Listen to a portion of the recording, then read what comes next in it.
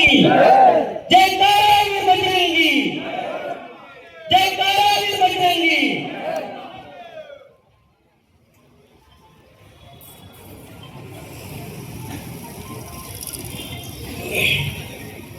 सर्वप्रथम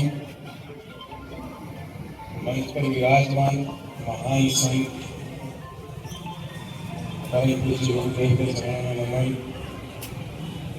और बहुत कम समय में यहाँ पे पधारे, 2-3 दिन का समय था, दूर दूर से आए सभी धर्मवीर संत महात्मा भगत यहाँ पधारे। सबको हिंदू समाज का बहुत बहुत स्वागत, अभिनंदन।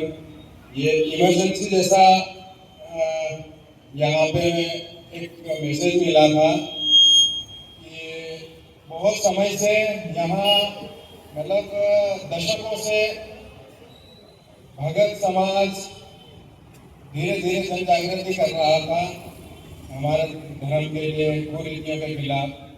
ऐसा करते करते फिर धीरे धीरे समाज में देखा गया कि धर्मांतरण करवाया जा रहा है। हमारे धर्म से अलग करके हमारे ही धर्म के खिलाफ अपने ही हिंदू को ईसाई बना के उनको यहाँ धर्मांतरित किया जा रहा था। ये लड़ाई बहुत समय से लड़ते आ रहे थे, कई वर्षों से चल रही थी, लेकिन हमने इसको थोड़ा सा रूप बदला है। रूप कैसे बदला है कि ताकत से अगर लड़ेंगे, ताकत से अगर लड़ेंगे तो इसमें मुस्लिम ईसाई इनका ही फायदा होता है, क्योंकि झगड़े का केस बनेगा और 10 कार्यकर्ताओं पे आमने सामने एफआईआर होगी तो कार्यकर्ता घर बैठ जाएगा। तो किसी भी समस्या का एक हल होता है। इस धर्मांतरण का हमने पढ़ाई, हम पढ़े लिखे, पढ़ाई करी, कानून की किताबें पढ़ी, संविधान की किताबें पढ़ी, उसके बाद में इस समस्या का एक हल निकला।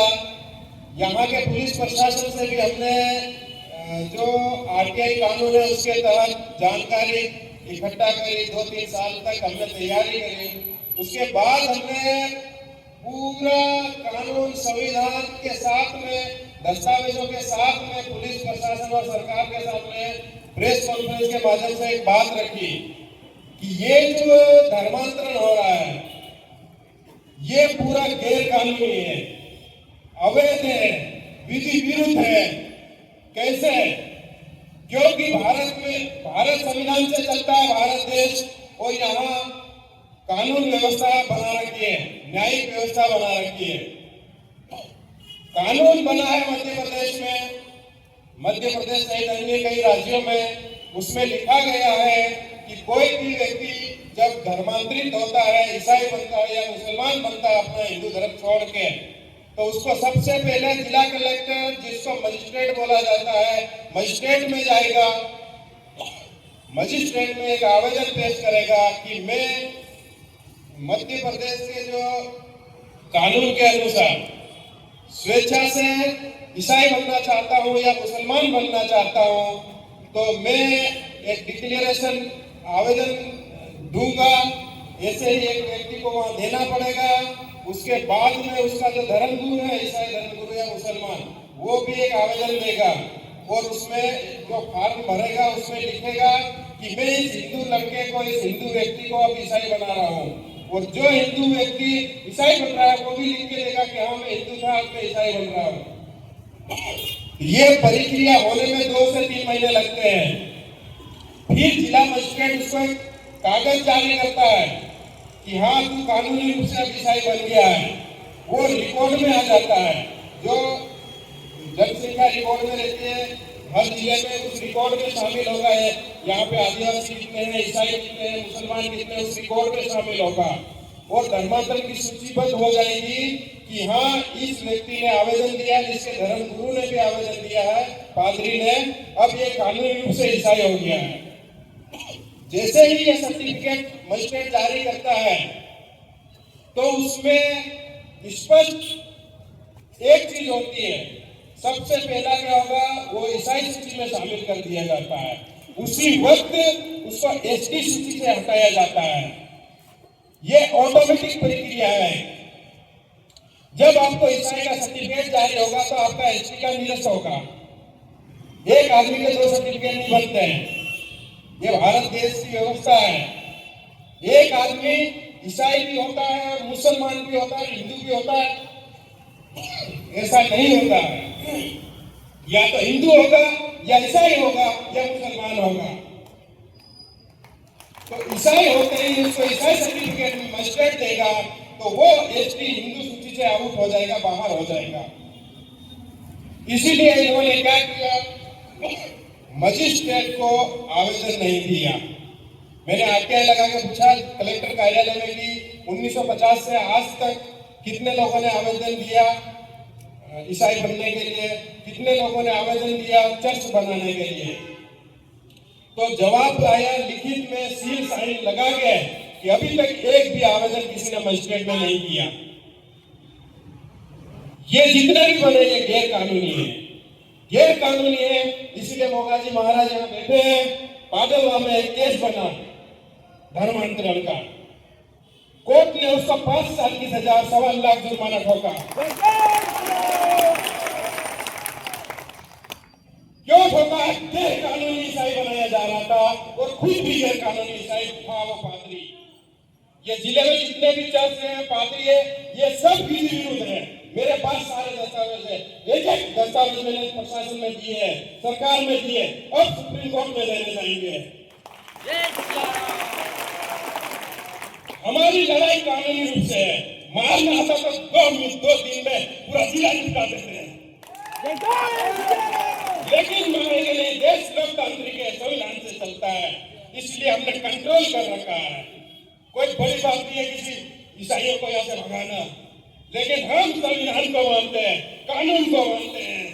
इसीलिए हमने प्रशासन का रास्ता चुना, कोर्ट का रास्ता चुना और यहाँ आज तक 4-5 पादरियों को 5-5 साल की सजा करा दी।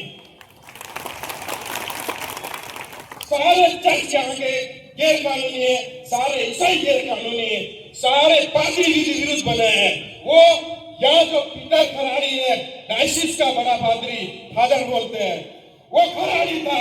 पीटर किसने बनाया? पीटर तो आदिवासी नहीं होता, ईसाई होता है। खराड़ी आदिवासी होता है, उस खराड़ी को पीटर बनाया। क्या मजिस्ट्रेट की अनुमति ली? नहीं दी। इसके पास नहीं है, डायसिस के पास नहीं है, कैथोलिक डायसिस के पास भी एक भी विधिवत धर्मांतरण का सर्टिफिकेट नहीं है। ये सारे गैर कानूनी है और इनका मकसद है हिंदू धर्म को नुकसान पहुंचाना, हिंदू धर्म के विरुद्ध माहौल तैयार करना और आदिवासी की संस्कृति, सभ्यता, आदिवासी का अस्तित्व मिटाना। यह मिशनरी का षड्यंत्र है। आप आदिवासी तब तक हो जब तक हिंदू धर्म के देवी देवताओं को पूजते हैं। तब आप एसटी हो, तब आपकी जमीन कोई नहीं खरीद सकता। जैसे ही ईसाई बनते हो, आपकी जमीन, आदिवासी की जमीन आप ले जा नहीं सकते हैं। जमीन छोड़ के ईसाई बनना पड़ेगा, ये कानून बोलता है। तो ईसाइयों को सजा हो गई कानून के अनुसार। मध्य प्रदेश धार्मिक स्वतंत्रता अधिनियम के अनुसार झाबुआ कोर्ट में 5-5 साल की सजा। ये पूरे देश के ईसाई इकट्ठे होकर कहा गए हैं सुप्रीम कोर्ट। उसके पहले हाई कोर्ट गए थे मोरड़ा में कार्यक्रम की अनुमति लेने। वहां जाके क्या बोलते हैं कि हम ईसाई हैं, हमको यहाँ पे कार्यक्रम नहीं करने दिया जा रहा है। भारत के संविधान में धार्मिक स्वतंत्रता का अधिकार है। हाई कोर्ट, सुप्रीम कोर्ट में ये बात रखते हैं जाके, लेकिन यहाँ कलेक्टर, एसडीएम ने लेटर जारी कर पूरे पादरियों को, तो सब ने एफिडेविट दिया है जिला कलेक्टर को और लिखा है हम ईसाई नहीं है। मेरे पास सारी सत्यापित कॉपियां हैं इनकी। और हाई कोर्ट में जाके बोल रहे हैं हम ईसाई हैं। कोर्ट को गुमराह कर रहे हैं, पुलिस प्रशासन को गुमराह कर रहे हैं, सरकार को गुमराह कर रहे हैं, संविधान विरोधी काम कर रहे हैं, गैर कानूनी काम कर रहे हैं। हाई कोर्ट के बाद अब सुप्रीम कोर्ट में जाके ये बोल रहे हैं कि ये जो सजा हो रही है 5-5 साल की, इस कानून को खत्म किया जाए। इस कानून को, क्योंकि सजा हो रही है इसलिए मांग कर रहे हैं कि इस कानून को खत्म किया जाए। किसके ऊपर दबाव बना रहे? सरकारों के ऊपर, कोर्ट के माध्यम से नोटिस निकाल के। लेकिन हम यहाँ से सरकार को बोलना चाहते हैं, मध्य प्रदेश सरकार हो या केंद्र सरकार, ये जो धार्मिक स्वतंत्रता कानून अधिनियम बना है, ये आदिवासियों को बचा रहा है, ये हमारे धर्म को बचा रहा है, ये हमारी संस्कृति को बचा रहा है। इस कानून को निरस्त नहीं होने देंगे, चाहे कुछ भी हो जाए। ये कानून जितना मजबूत है, इसको और मजबूत किया जाए। अभी 5 साल की सजा, अब इनको उम्र कैद की सजा का प्रावधान किया जाए, क्योंकि ये देश हिंदुओं का है। और ये यहाँ पे झाबुआ जिले में अनुसूचित क्षेत्र है, आदिवासियों के लिए एक संवैधानिक प्रावधान करके सुरक्षा कवच बनाया गया। मिशनरी ने बिना मजिस्ट्रेट की अनुमति, बिना कलेक्टर प्रशासन की अनुमति, बिना पुलिस से अनुमति लिए सीधे ईसाई बनाया गैर कानूनी रूप से, सीधे चर्च बनाया गैर कानूनी रूप से। आदिवासी की जमीन पे चर्च बन ही नहीं सकता। धरती पे अभी तक कोई ऐसा कानून ही नहीं बना जिसमें यह लिखा हो कि चर्च बन सकता है। तो ये चर्च तोड़ेंगे, पादरियों को भी या तो घर वापसी होगी या फिर सुप्रीम कोर्ट में जवाब देंगे हम अभी जाके कि ये कानून जो देश में बना है, संविधान बना है, इसके विरुद्ध में वहां पे ये ईसाई मिशनरी जाके कोर्ट को गुमराह कर रही है।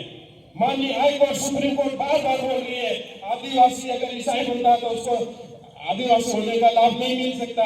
कई फैसले हो गए ऐसे। सरकार से मांग है कि इनको सूचीबद्ध करके ईसाई सूची में डाला जाए। ये कानून जो धार्मिक स्वतंत्रता अधिनियम है, इसको उम्र कैद में बदला जाए। इसीलिए तैयारी करना है, घर घर गांव गांव। ये एक छोटा अभियान आंदोलन है, बहुत बड़े लेवल में देश भर में अगर कानून खत्म होगा तो फिर उग्र आंदोलन करेंगे, सारे चर्च तोड़ देंगे हम। अभी हमने कानून का रास्ता पकड़ा है, कानून सजा दे रहा है। अगर